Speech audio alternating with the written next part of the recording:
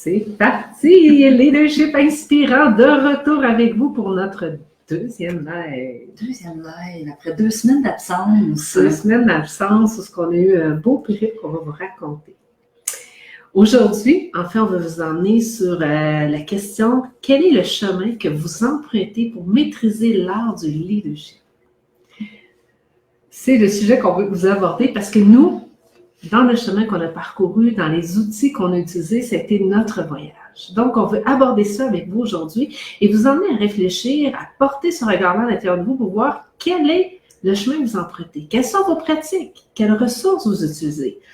Et de ce chemin-là, quel chemin vous laissez aussi derrière vous pour que vos équipes de travail, quel chemin vos équipes de travail empruntent pour vous suivre? Est-ce que vous êtes conscient des pas que vous laissez, dans lesquels les autres vous suivent parce que vous êtes des leaders? Exactement. C'est un beau sujet parce que vraiment le chemin, avec ce qu'on a fait dans les dernières semaines, on a vraiment parcouru un chemin parce que bon, ce qu'on enseigne, nous, on le met en application au quotidien. Puis si je réponds à la question, maintenant, Ouais, hein, pour répondre à la question, allons-y directement, ne perdons pas de temps. Moi, personnellement, le chemin pour maîtriser l'art du leadership, c'est vraiment la sortie de zone de confort. Donc, faire des choses qui m'amènent vers mes peurs, qui m'amènent à challenger mes résistances. Puis, pendant que je suis dans cette résistance-là ou pendant que je suis dans cette peur-là, d'être capable de me regarder pour essayer de voir qu'est-ce qui est là, qu'est-ce qui bloque, qu'est-ce qui m'empêche d'avancer, puis d'accompagner ma peur pour pouvoir aller au-delà de ça, pour pouvoir la transcender et vivre une transformation finalement. Mais c'est vraiment par les sorties de zone de confort, c'est dans mon expérience qui m'amène le plus à de grandes transformations. Alors même si sur le coup, c'est pas le fun, c'est quand même ce qui est le plus payant pour moi. Oui, parce qu'on parlait tout à l'heure, justement, lorsque vous sortez de votre zone de confort, lorsqu'on sort l'une et l'autre de notre zone de confort, ça nous permet de voir justement ces zones grises-là, ces zones d'inconfort qui sont présentes, dans lesquelles, quel outil, quelle pratique que je vais mettre en place pour maîtriser cela. Parce que lorsqu'on est avec notre équipe et qu'on est en plein leadership, en pleine gestion, eh bien, si on n'a pas arrivé à maîtriser cela et vous êtes en réactivité, eh bien, vous ne pourrez pas créer et leader votre équipe, leader votre entreprise. Et c'est pour ça que nous, l'une et l'autre, à notre façon aussi, parce qu'on est différentes, on vit ces zones d'inconfort-là pour voir qu'est-ce qui reste à l'intérieur qu'on n'a pas arrivé à maîtriser. Mais on ne parle pas d'une performance, d'atteindre des hauts niveaux pour juste, OK, j'ai ça comme peur, je vais faire absolument. Non, on y va aussi avec qu'est-ce qui va se présenter à nous.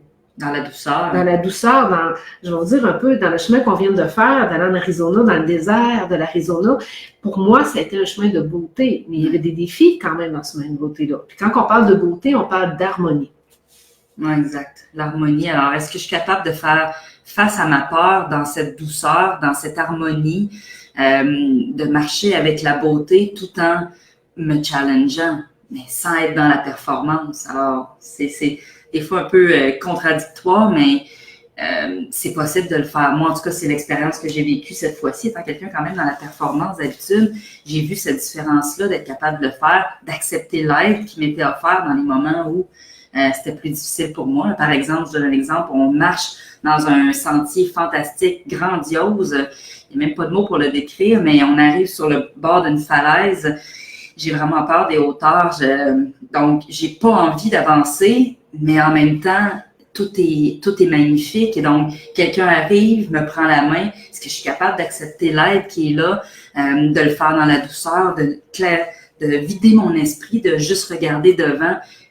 Oui, donc de le faire, mais dans cette harmonie-là, et d'ensuite d'en retirer une fierté, parce que c'est wow, je l'ai fait. Puis à la fin, même, je courais sur le sentier, tu sais. Nancy était comme, t'es-tu correct? Ah, ça va bien! Wouhou! Donc, de voir ce changement de stade-là, d'un stade à un autre, c'est magnifique. Ça. Et quand on voit ça, quand Amélie vous parle, elle a accepté l'aide, mais on était tous des leaders ensemble. Donc, le leader, que c'est dans son talent, dans ce qui est plus naturel, vient porter présence, accompagnement à l'autre, parce que en étant des leaders qui maîtrisent et qui sont en présence, on est capable de voir où l'autre est plus dans sa zone d'inconfort sans faire pour lui, sans être responsable, juste être présent, offrir et accompagner la personne. Et c'est un peu ce qu'on a vécu durant notre voyage. Et donc, tous ces leaders-là, de voir dans nos talents et non de surimposer dans lesquels on est habile, simplement être présent et respecter le rythme de l'autre. Comme à la fin, Amélie, elle courait, elle était là, j'étais présente, mais je l'ai pas pris par la main, obligée, non, je vais rester là, je vais faire pour toi. Non, j'étais présente à elle pour l'accompagner où elle était rendue dans son propre défi. Puis elle était capable de me le partager aussi. C'est cette communication, cette présence, cette écoute-là qui fait que à chacun, dans notre tour de rôle, dans nos talents, ben on arrive à relever nos défis puis à être des leaders aussi. Oui, exact. Je pense que tout au long de ça, quand ça se produit, quand le blocage est là, puis je me souviens d'une autre situation où je suis terrifiée à l'idée de faire une activité, mais pendant que je suis dans cette peur-là, de m'observer, de me regarder, qu'est-ce qui est là à l'intérieur de moi, puis d'accepter cette peur-là. Je peux être en résistance, je peux avoir envie de crier, pleurer, mais en réalité, d'accueillir la peur qui est là, qu'est-ce qu'elle essaie de me dire? On parle beaucoup de regard sur soi, mais c'est essentiel à ce moment-là. C'est là que j'apprends à comprendre qu'est-ce qui résiste, qu'est-ce qui a peur, qu'est-ce qui est là pour moi, ça vient de où? Peut-être que ça me rappelle d'autres situations passées auparavant. Alors, cette connaissance-là que j'acquiers de moi dans une situation X permet une transformation. Et tout ça, tu sais, on revient à la question, quel est le chemin que vous empruntez pour maîtriser l'art de votre leadership? Et sur ce chemin-là, quel outil vous prenez? On parle du regard sur soi, on parle de sortir de notre zone de confort, mais c'est aussi des temps de retourner à son essence, à voir qu'est-ce qui m'apporte de la joie, de la beauté. Pour moi, aller dans le désert, c'était retourner vers ma source naturelle. Moi, coucher dehors à la pleine étoile, courir dans les montagnes, je m'amusais, j'étais dans une joie enfantine, j'étais dans ce silence, dans cette présence de communier avec la nature. Oui, sortir de nos zones de confort, mais aussi prendre ces temps sur ce chemin-là pour maîtriser l'art de se reconnecter avec qui on est vraiment. Parce que pour moi, je reviens, je suis ressourcée, je suis énergisée et ça m'amène à découvrir, moi je vous dis, j'ai découvert ce mot-là, le chemin de la beauté, je marche dans la beauté, et chaque pas que je marche, je dépose la beauté aussi. Donc, qu'est-ce que je veux déposer? Et les gens qui m'accompagnent, dans lesquels on travaille, comme Amélie, comme Josée, Marie-Josée Harel, Tina, ben quels pas je veux laisser dans lesquels je veux qu'ils me suivent dans cette beauté. Et ça, c'est ma responsabilité. Donc, quel outil, quelle pratique que je vais mettre en place pour me sortir de ma zone de confort, pour me réénergiser, être dans cette nature qui est la mienne, qui n'est pas comme celle d'Amélie.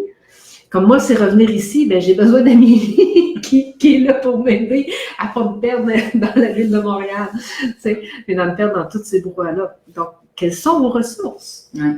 Je pense que ce voyage-là nous a amené justement à vivre beaucoup de joie. Puis la question aussi, une autre question, tu sais, qu'on a envie de se poser peut-être en revenant, mais vous et nous, en tant que leaders, au quotidien, comment est-ce qu'on cultive cette joie-là? Qu'est-ce qui nous amène à cultiver cette joie-là au quotidien, cette beauté-là?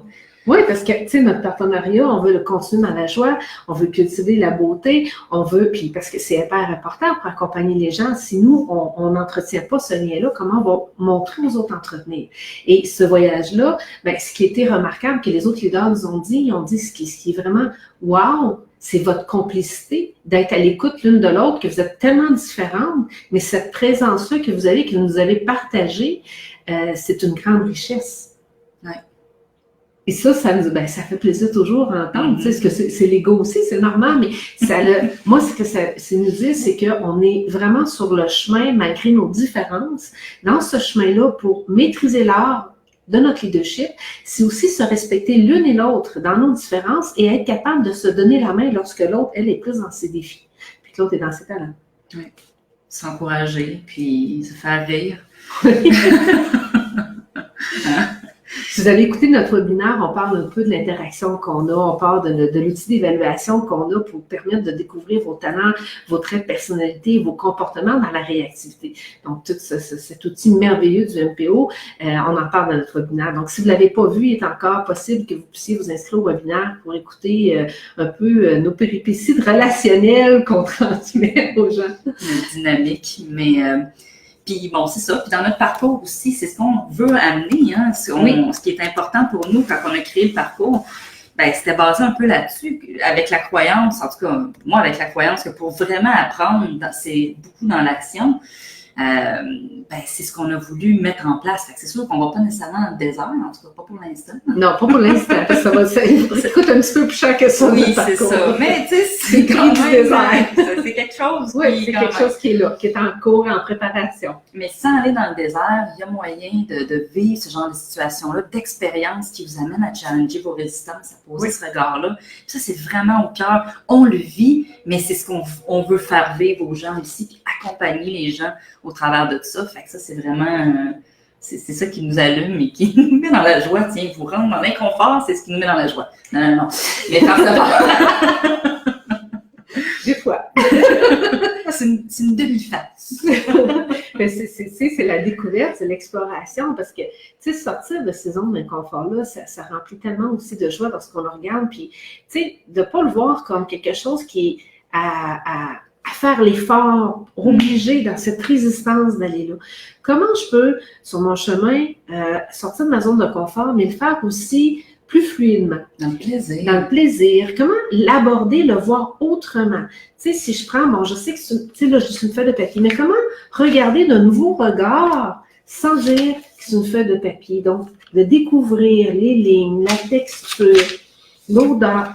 En fait, ce qui vous met hors de votre zone de confort, si vous décidez d'avoir une autre perspective, une autre perception et de le regarder d'un regard objectif, je pourrais dire plus neutre dans le fond, comme à la découverte. Qu'est-ce que c'est? Si, moi je dis ça souvent dans ma tête, je fais ça, je donne une fiche note, OK? Sur ma pensée que je ne veux pas qu'il soit présente. Je l'envoie pour vraiment m'aligner sur qu'est-ce que je veux présentement vivre et expérimenter. Oups, il y a une autre pensée qui va arriver ou une émotion dans laquelle je ne veux pas expérimenter ça. Je donne une fiche note parce que maintenant, c'est pas le temps d'aller voir la cause de mon enfance, de tout ça. Non. Maintenant, qu'est-ce que je veux expérimenter dans cette expérience? Comment je veux vivre cette richesse? Et moi, c'est sûr que c'est sur le chemin de la beauté, le chemin de l'harmonie. Oui. Et les Navarros, dans laquelle on est allé, dans la réserve, parce qu'on a eu vraiment un privilège de pouvoir dormir 3 nuits sur une réserve où aucun Blanc peut dormir, à moins d'être accompagné de ce groupe-là. Eh bien, on découvre que pour eux, leur principe de base, c'est justement, il y a les choses qui sont dans la noirceur, la lumière, mais c'est comment marcher dans la beauté, les deux unis ensemble. Que dans un désert aride, je marche sur la beauté, je marche, et à ma gauche, à ma droite, en haut, en bas, en arrière de moi, il y a la beauté. Donc, qu'est-ce que la beauté pour moi? Et ça, c'est un grand enseignement qu'on va retrouver dans le désert avec les Navarros qui vont nous enseigner cette beauté-là. Oui. Moi, ça a été pour moi des moments où, ce que je vais dire, ma leçon que je retire, c'est que mon chemin de beauté n'est pas le même chemin de beauté. Par contre, on peut marcher quelques pas ensemble, puis après se séparer, puis revenir marcher, mais on a chacun notre chemin de beauté. Oui. Ce qui est la beauté pour moi n'est pas la même pour l'autre. Mais moi, comment je peux être responsable de laisser ces traces de beauté? Comment je vais leader mes équipes? Comment je vais leader les gens qui vont m'accompagner? Et c'est des défis. Moi, j'ai des défis, je suis leader aussi dans doTERRA. Puis pour moi, c'est mon plus grand défi que dans le désert, coucher à l'étoile, voir une tarentule, une menthe religieuse, voir les scorpions. Pour moi, si je suis à l'aise là, de leader des groupes là-bas. Mais d'avoir dans la ville, dans un autre réseau, j'ai plus de défis. Ça sort de ma zone de confort. Oui. Fait que finalement, tout est une question de perception, de comment on perçoit. Est-ce que je le perçois justement d'un point de vue de je regarde la beauté, ou si je regarde, ouf, c'est dur, c'est difficile, c'est un défi, j'y arriverai pas. C'est beaucoup une question de façon de le percevoir, de la lunette qu'on utilise finalement. Oui, la lunette, puis tu sais, dans cette lunette-là, dites-vous que votre lunette n'est pas la même que l'autre. Non. C'est pas nécessaire, non? C'est pas du tout. C'est ce qui fait un bel arc-en-ciel de Ben oui. On avait vu une là-bas qui était extraordinaire. On avait une belle arc-en-ciel. Là, autour de la Lune, non? Oui. Ah, c'était autour de la Lune. Imaginez, c'était magnifique. La Lune, parce que nous, on était à la pleine Lune dans le désert, juste un aparté. La Lune était aussi lumineuse, puis elle nous aveuglait autant que le soleil. Maintenant, on avait le soleil, la Lune était éblouie des deux côtés. Ouais. C'était magnifique. Donc, si on conclut, concluons. Comment conclure? Ben, en fait, c'est sûr qu'on a envie de vous poser la question. Hein? C'est quoi le chemin que vous empruntez pour maîtriser l'art du leadership? On a envie comme de poser cette question-là. Et partagez-nous, c'est quoi vos outils, vos ressources, vos zones d'inconfort, vos zones qui vous ressourcent, qui vous réénergisent pour amener cette énergie-là à vos équipes. Ça serait très intéressant de pouvoir lire vos commentaires aussi, vos suggestions aussi, parce que des fois, ça donne des idées à d'autres aussi. Et pour finir avec ces questions-là, peut-être de voir, est-ce que vous êtes en train de le vivre, de l'expérimenter en explorant, ou c'est quelque chose que vous devez faire? Oui, c'est une bonne question. Bonne question. Est-ce que vous devez faire meubler votre temps ou est-ce que vous devez mettre absolument quelque chose dans votre agenda? OK, je dois faire cela pour sortir de ma zone de confort. Ou vous choisissez sur ce chemin de la beauté-là d'expérimenter, de découvrir, d'explorer. Vous voulez chercher. Mm-hmm. Parce que si vous êtes à la recherche, vous n'êtes pas en train de le vivre, de l'expérimenter, de l'explorer. Je finirai là-dessus. Merci beaucoup pour votre présence, pour votre écoute, à ceux qui étaient présents et à ceux qui écouteront par la suite. On se retrouve la semaine prochaine. Oui, la semaine prochaine. Bye bye!